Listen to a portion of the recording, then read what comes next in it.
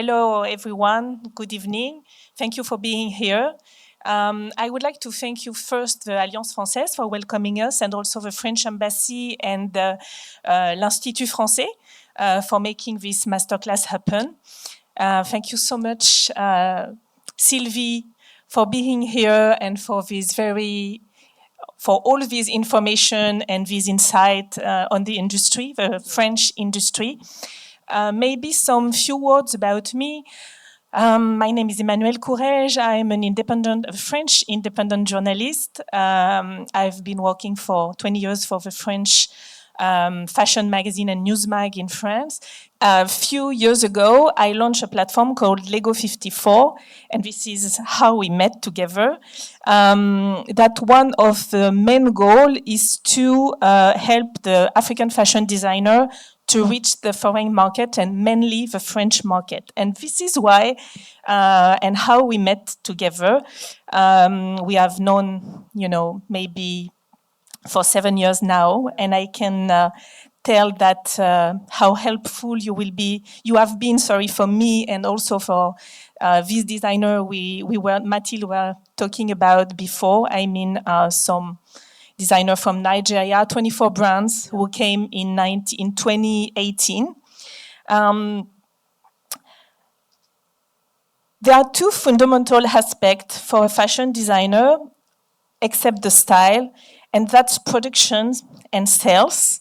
And this evening, thanks to you, we will be able to get more information about the buyers. And this is where I would like to begin, by talking about what a professional buyer is. Maybe something important to say, and that to be remembered for people who don't already know that, there is a difference between a buyer and a customer. A buyer, a professional buyer, never buys for himself. He buys for the customers, the ones who will come in his store to buy for themselves. So my first question, or three questions for one question, what the buyers are looking for at trade shows. Find products that they have already sold with success, then they want to rebuy because it works a lot, and then they could make money with that. Or they are also interested in new products, in new brands, how curious they are. What goes through the mind of a buyer at a trade show? Many questions in one question. Yeah. Thanks to talk about the buyers. So I was presenting the two events, Who's Next and Première Class, and they how to say? There is 2 days because there is different type of buyers. So buyers, as you remind us, it's someone who has a store, who has a flagship, who has a digital platform, who sell the product, your product, to someone else, the consumer. Today there is many format of buyers, many solutions to sell the product to consumer. Even you as a designers, as you are buyers, because most of you have online shop. Online shop, websites, exactly, e-shops. Yeah. E-shop. So this is kind of buyer. So, because buyers, as you say, is someone who is presenting the product to the final consumer. So what the buyers are? We have the buyers. We welcome the buyers who want to find commercial product.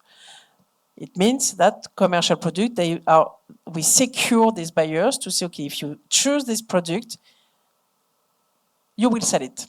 You will find easily your consumer because this product fits with the current trends that we have analysis during the fashion week and the market, blah, blah, is our job.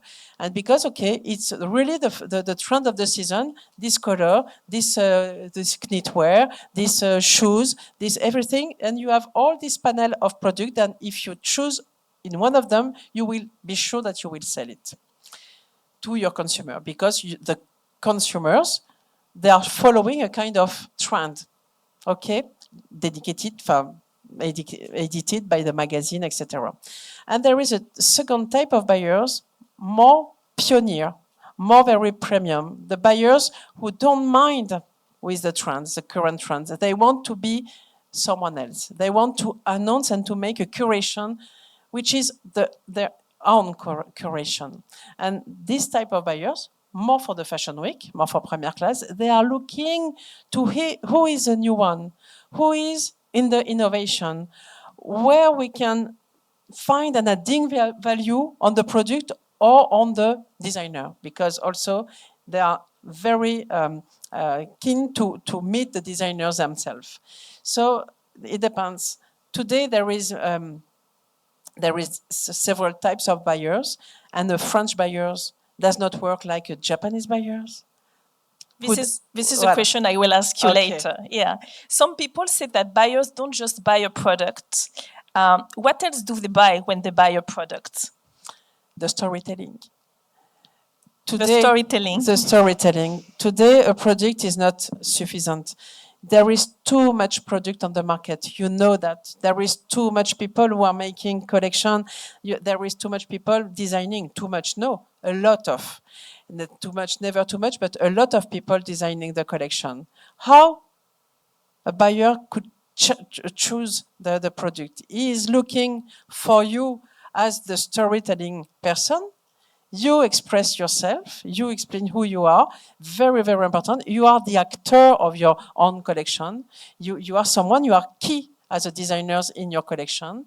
And the storytelling is just the explanation of all the story, all the ecosystem around the collection. When you want to put highlight on the artisan, on the technique, the knowledge of the material, the artistic panel, everything, the culture, it's your storytelling. And today, a product without any storytelling is not easy to sell. Okay, you began by speaking about the difference between fashion weeks and market weeks. Yeah. I would like to ask you a question about the market logic. I think you already told it before. It's very important to remember people that there are first market logics. Maybe you won't agree with me, but it's very important to know which markets are right for us, the good ones for us, to not waste energy, money, to spend time. For example, when you prepare for a trade show by inviting all the buyers who could be interested in your brand, for example.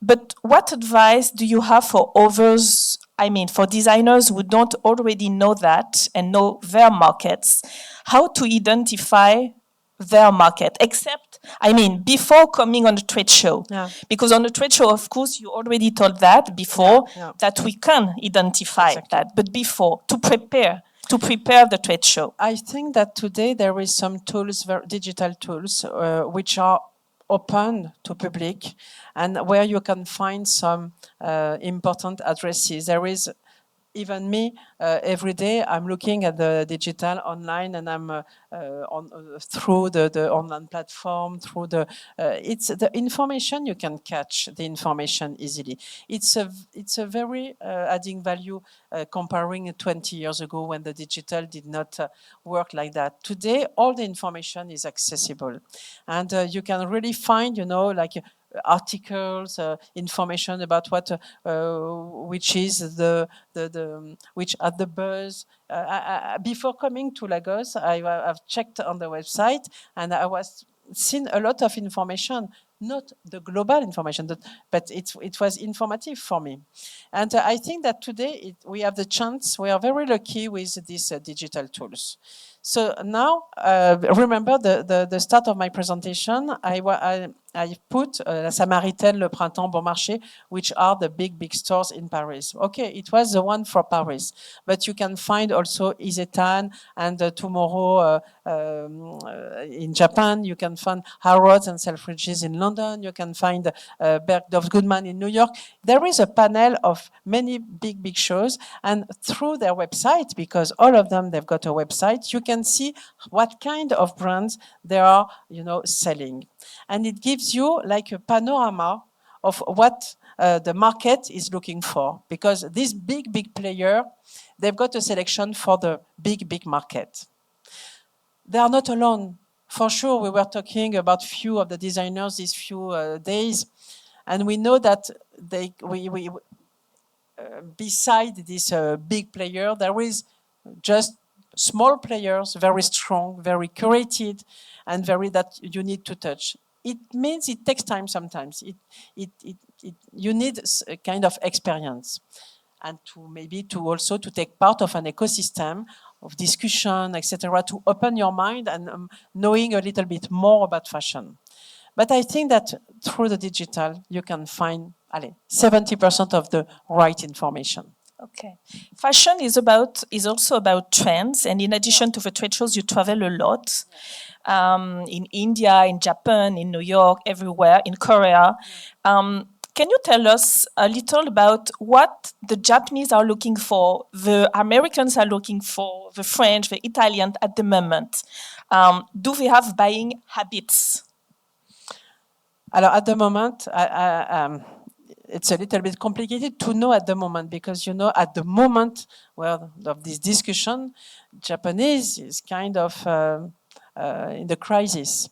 We are coming back from COVID, so it's a new energy, and everything is new. Even for the show which ran 2 weeks ago in Paris, Première Classe. Every day I was surprised and I was seeing what's happened because I have in my mind what's happened 20 years ago when we were on the top of the energy and the positive market business. After COVID, things are coming back slowly to a more regular situation. But I would say there is a characteristic in each market. Japanese, they love the tradition and the heritage, very strong in the masculine collection, very strong in the technique and the artisan. They love that, and they understand that very well. Where the American, they are not understanding that. They are more in the ceremony. They are more Hollywood, boulevard. They are more and slow fashion also, sports, athleisure, really very strong for the American, and they love accessories. Especially American, they love accessories. Yeah, they are very strong on the accessories. Jewelry, very jewelry, beautiful and big jewelry. Each time I'm looking at at a designer who has very strong things. I always wonder who can wear this. Finally, the American market is always good for him. French, I would say it's more classical, between sports and classic chic. Okay. Italian, maybe there is a lot of feminine boutique in Italy. The network of flagship in Italy is huge. A lot of boutiques selling a lot of feminine collection. Very, very girly, very feminine, very sexy. Germany, everything, it's the characteristic of each market. Spanish, today, Spain is booming at that time. A lot of energy in creation, a lot of energy in because it's sunny, because it's I think they are light in their mindset, so they are consuming a lot. We see that there is some influences. There is a sentence when we make trade shows, we have heard a lot. This sentence is, this year there aren't many Japanese, or on the contrary, this year the Americans have come back. And yes. This year, because you told me last week that there were on Première Classe, I think it was on Première Classe, 95 nationalities coming. I mean, I'm speaking of the buyers, the professional buyers coming from everywhere. So what were the main nationalities, the top 3 or the top 5? Except French, because we are in Paris, so we have a lot of French. Mainly from Europe, to be honest, Italy, Spain, Greece, Belgium. Fashion in Belgium is very, very strong. Not a lot of UK, difficult for UK since the Brexit. And Japanese and Korean, very strong, and American. We have also very good players, I would say, in Russia and Ukraine, even with the situation. But there is, mainly Japanese, Korean, Italian. Okay, and you told me also that there were new markets where we shouldn't neglect, sorry, or forget. Can you tell me about this new market? And can you tell us, sorry, these new markets But this new market is the market where in the Middle East? exactly, kind of a market of Middle East is very strong. Yes. With which characteristic? What they are looking for? Alors they are looking. They have the money. This is a strong characteristic, and they are looking for luxury, and they are looking for exclusivity. They are looking for gold pépite, something which is strong with strass and diamond. So very, very, okay, very, very strong. Not minimalism. This is not key. But they are also looking for lingerie.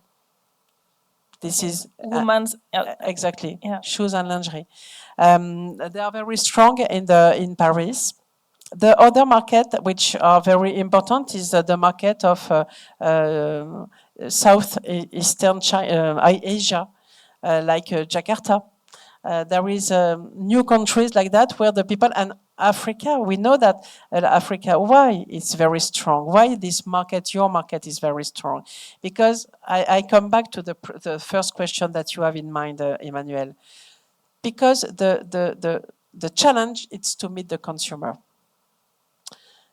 And because all the brands who are here, they are retailer. Because through the online shop, everybody is retailer. It means that everybody could touch the consumer. When you have a country, like a continent, where more than 50% of the population is the future, because young, here in Africa, there in Indonesia, it means that the challenge is to touch and meet this consumer who will make the future. So the new emergent, countries like that, where the youth of the international population is seated, there is a challenge for the old continent that we are to meet this population. So these new and emergent countries, they are in the loop of all the strategy international, because this is the countries where the new consumers are. Question of budget, question, okay, but the new population is sitting here. So it's very important. So we are looking at it's why when I show you the new hubs, except the 4 Fashion Week International, the new hubs, you have some cities in Africa. Lagos Fashion Week is a new hub. Dakar Fashion Week. We are looking as an European institution. We are looking to this platform because we feel that there is something happening, and all the fashion industry also is looking there. So there is a lot of emergent, and it's good to know.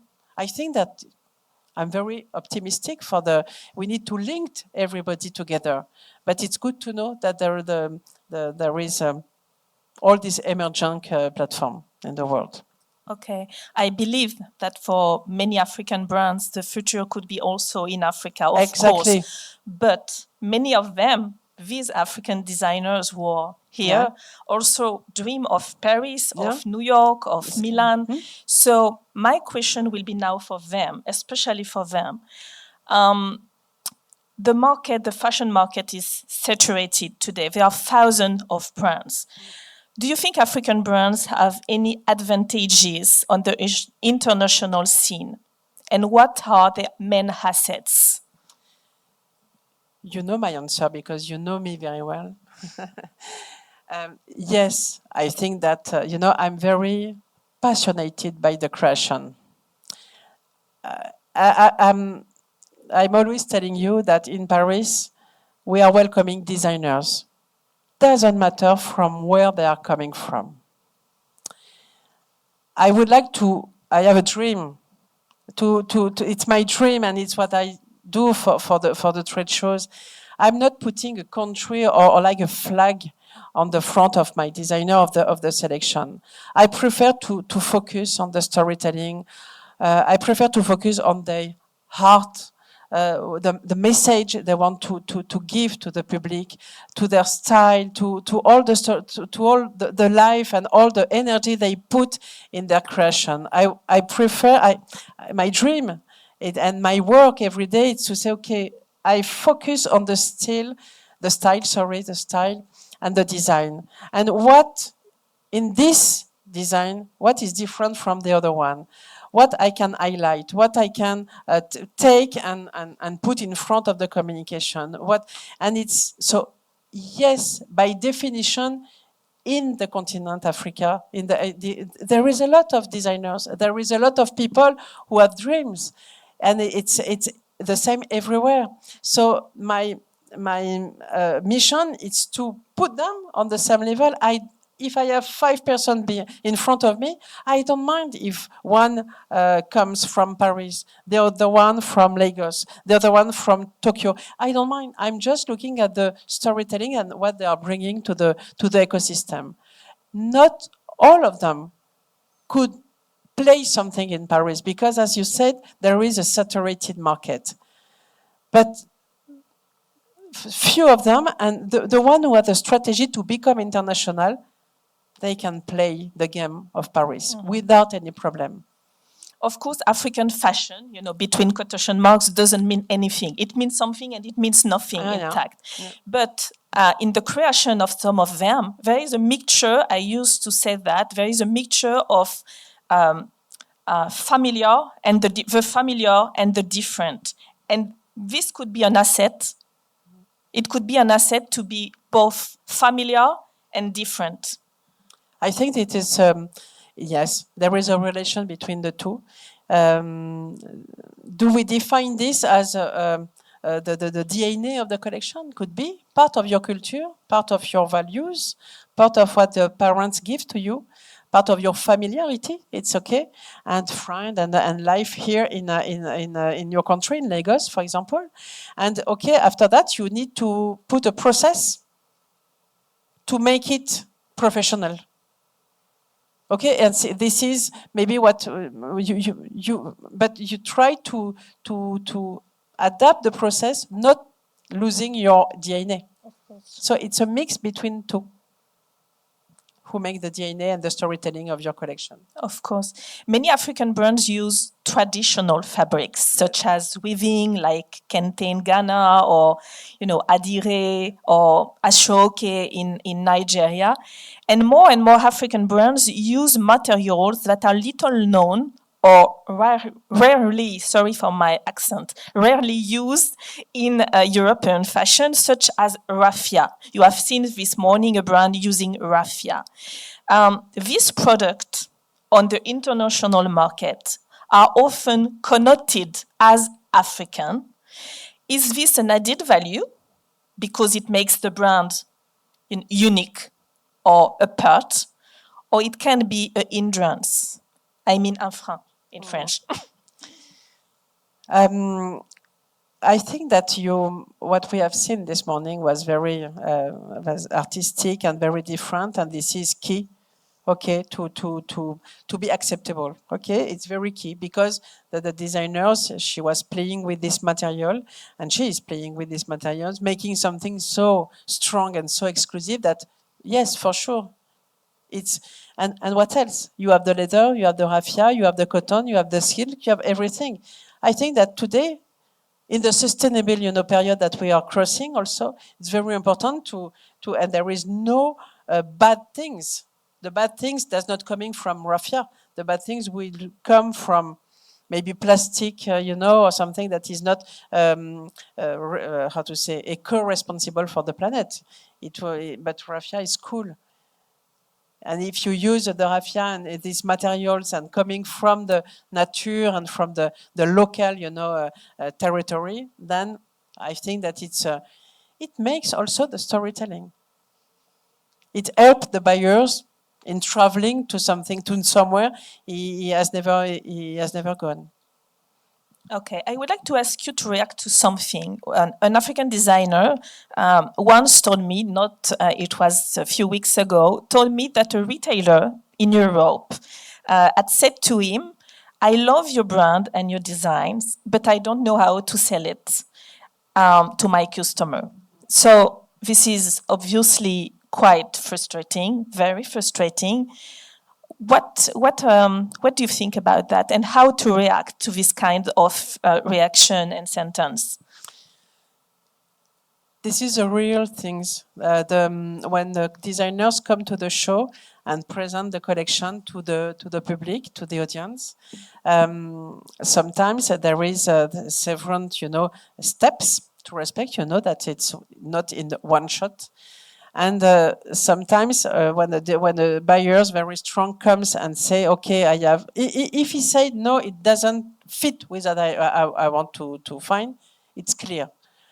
But if the buyer says, I don't know how to sell it, to my opinion, it keeps the door open. The buyer keeps the door open for the designer. So, But what does it mean? Is his mind? I think it's not ready. I think it's not ready. Probably he don't know how to sell it, and probably he don't want to take the risk also. Not now, but maybe tomorrow. So what is very important to understand that the door is not closed. So I'm always, suggesting the designers to jump on this open door and say, okay, if you don't know how to sell my product, I can show you. I can be the player, the actor of, okay, give me 5 minutes, give me 1 week, and I will make a trunk show, and I will find and I will show you how to sell my product, how to talk about my product, how to feel. And the designers will be the actor of his success. Remember what I said? The designer is key in the storytelling. When sometimes you have not designers, you have studio of design, and you don't know who is designing the product. But when you have the designer is key. You It told is, me it is a masterpiece of the collection. So he can play the role of, okay, the vendor. He show. But just because the sentence of the buyers was not a closed door. It was an open door for me. And it's today, it's a game between the one who has the money to invest in the collection, the buyer, and the one who wants to keep this money, the designer. So it's a game. And I think that 20 years ago, when you meet Le Bon Marché, when you have some images, they are not the star system. You can meet them. They are human. You can talk to them. They need your information. So don't be shy with the designer. Don't be shy. The designer, the real complexity, it's to sell the product. It's a real job to sell the product, to prepare what you do with the lead, but to sell the product is a real job. But when okay, play the game. Do that by yourself. Try and keep in the relation with the buyers. I think that you will do it for the first time will be difficult.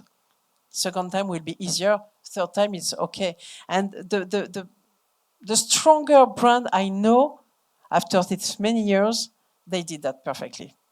They are the player of their brand. Okay, you have seen a number of brands starting at Première Classe and at Who's Next, such as Isabelle Marant or Veja, the sneakers Veja. And you told me a very, very funny story about Veja, which had no resource at all at the beginning, and which are now huge successes. Among the brands that have great and lasting success at your show, are there any things they have all done that have made the difference? Emerging product, the right timing. What made the difference? Right timing, yes. When Veja started in 2006, it was the first. They were the first time, and they were just sit on the floor, really without any money, any tools to. But they have how to explain the energy to be different from the other one so they were just playing the game. As I was saying a few minutes ago, they were actors of their concept. It made the difference. After that, you talk about Isabelle Marant, you talk about this big name. It was 20 years ago. It was another period. Today, what has changed? the number of people, the number of collection, and the tools, the digital tools has changed a lot. Today, the main concern is how to create an emotion when all the information are accessible to everyone, 24 hours on 24 hours every day. We need, when the people they come to Paris to discover and to get some inspiration, trust me, it's complicated to be different from what we used to be 6 months before the season before.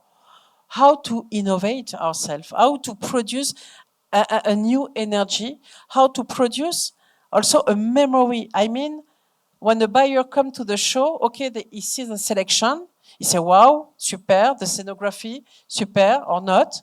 And after that, he left the show, he takes the flight back to Tokyo or to everywhere. We have to stay in the memory of these buyers. We need him not forget us during 6 months. I promise you, it's a huge challenge. Brand, it's the same. There is a part of the timing they can present, code wall, blah, blah, blah.